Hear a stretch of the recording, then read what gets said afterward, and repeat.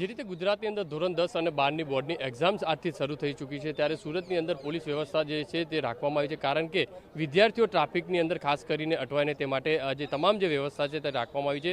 તો આપણી સાથે સુરત પોલીસ કમિશનર જોડાયા છે, તેમની સાથે સીધી વાત કરીશું। સાહેબ, આજથી બોર્ડની એક્ઝામ પોલીસ દ્વારા તમામ તૈયારીઓ છે ને આખરી ઓપ આપી દેવામાં આવે છે, અને ખાસ કરીને ટ્રાફિકમાં વિદ્યાર્થીઓ ન અટવાય તે માટેની વ્યવસ્થા આજથી લગભગ 1,61,000 વધુ વિદ્યાર્થીઓ પરીક્ષા આપવા જઈ રહ્યા છે 10th-12thની। એને ધ્યાનમાં રાખીને જો બી પોલીસના સેન્ટર ઉપર તૈયારીઓ છે, પોલીસ વ્યવસ્થા કરવામાં આવી છે।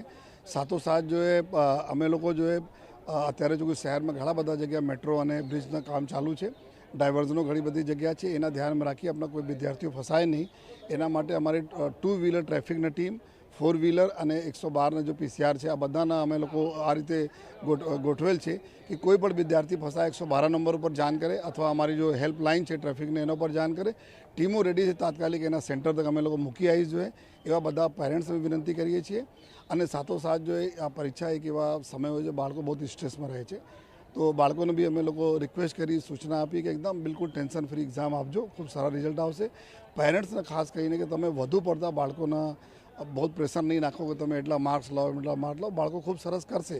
અને પોલીસ ડિપાર્ટમેન્ટ સદૈવ જો અમારા હેલ્પલાઇન બી છે, કાઉન્સેલિંગની બી હેલ્પલાઇન છે, સદૈવ આપને સાથે છે। આપણા વિદ્યાર્થીઓ ખૂબ સારા છે, ખૂબ સારા રિઝલ્ટ આવશે, બસ અત્યારે બધા લોકો એના સપોર્ટ કરે એવી બધાને વિનંતી કરીએ છીએ।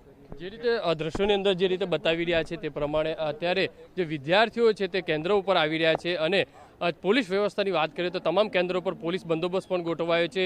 ટ્રાફિકની અંદર વિદ્યાર્થીઓને કોઈ અગવડતા ન પડે તેને ધ્યાનમાં રાખીને અલગ અલગ પોઈન્ટો ઉપર જે રીતે PCR છે, જે બાઇક ઉપર જે પોલીસ જવાનો છે ખાસ કરીને તેમને તૈનાત છે તે કરવામાં આવ્યા છે।